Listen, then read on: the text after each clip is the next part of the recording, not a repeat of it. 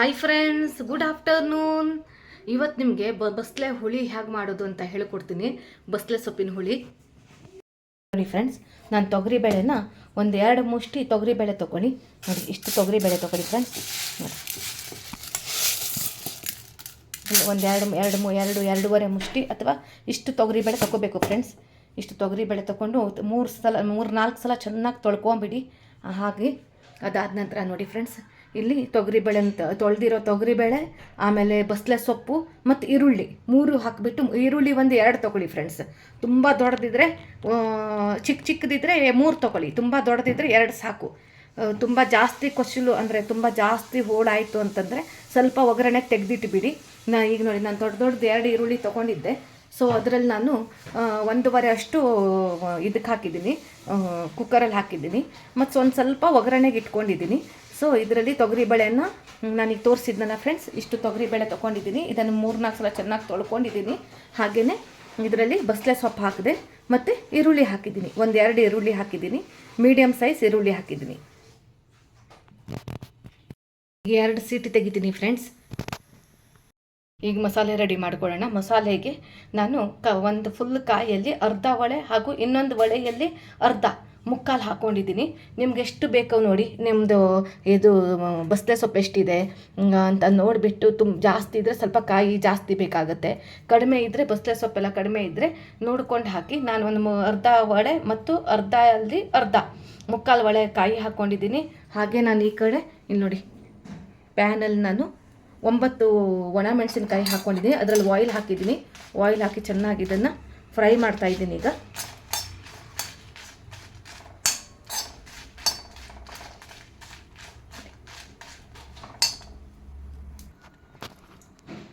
ನೋಡಿ ಫ್ರೆಂಡ್ಸ್, ಇಷ್ಟು ಕೊತ್ತಂಬರಿ ಹಾಕ್ಕೊಳ್ತೀನಿ ನಾನೀಗ.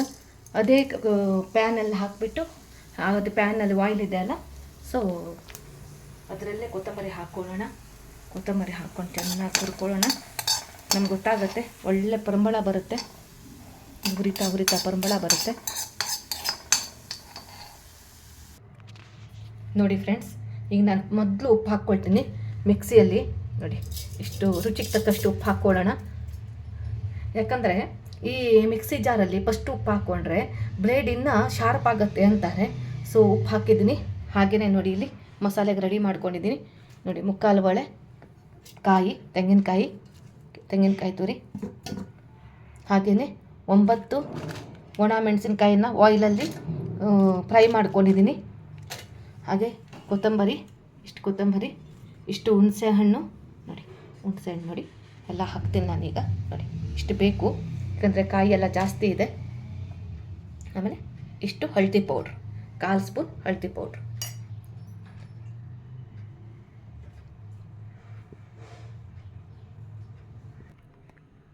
ನೋಡಿ ಫ್ರೆಂಡ್ಸ್, ಇದು 2 ಸೀಟಿ ತೆಗೆದಿದ್ದೀನಿ. ಮಸಾಲೆನೂ ರೆಡಿ ಆಗಿದೆ ನೋಡಿ, ಮಸಾಲೆನೂ ರೆಡಿ ಮಾಡಿದ್ದೀನಿ. ಉಪ್ಪು, ಹುಳಿ, ಖಾರ ನೋಡಿ ಮಿಕ್ಸ್ ಮಾಡ್ತೀನಿ.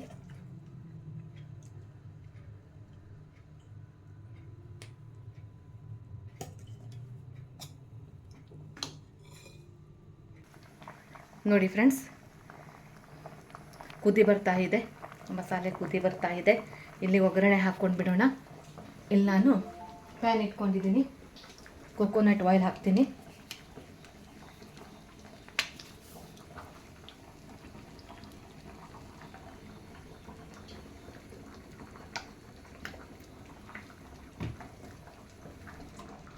ಹಾಗೆಯೇ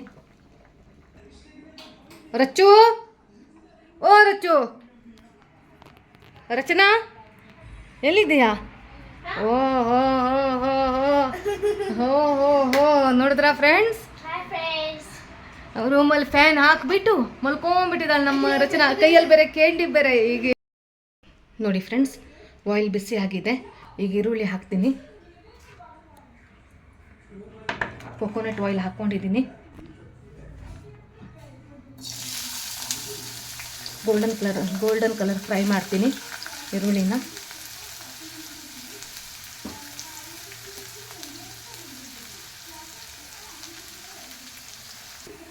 ನೋಡಿ ಫ್ರೆಂಡ್ಸ್, ಈರುಳ್ಳಿ ಚೆನ್ನಾಗಿ ಗೋಲ್ಡನ್ ಕಲರ್ ಆಗಿದೆ, ಫ್ರೈ ಆಗಿದೆ.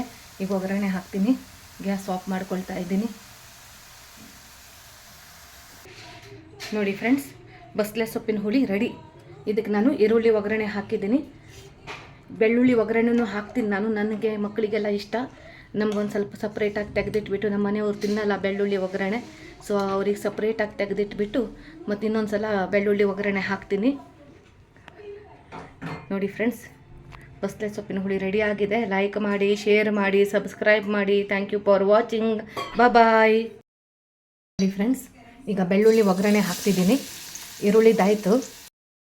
ನೋಡಿ ಫ್ರೆಂಡ್ಸ್, ಒಳ್ಳೆ ಗೋಲ್ಡನ್ ಕಲರ್ ಆಗೋ ತನಕ ಹುರಿಯೋಣ. ಇದನ್ನು ಚೆನ್ನಾಗಿರುತ್ತೆ, ಒಳ್ಳೆ ಪರಂಬಳ.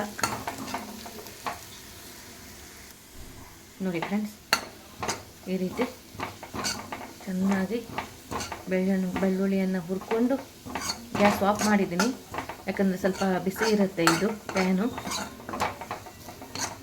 ನೋಡಿ,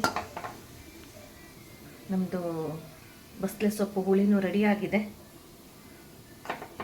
ಇನ್ನೊಂದ್ಸಲ ಒಗ್ಗರಣೆ ಹಾಕ್ತೀನಿ ಇದಕ್ಕೆ.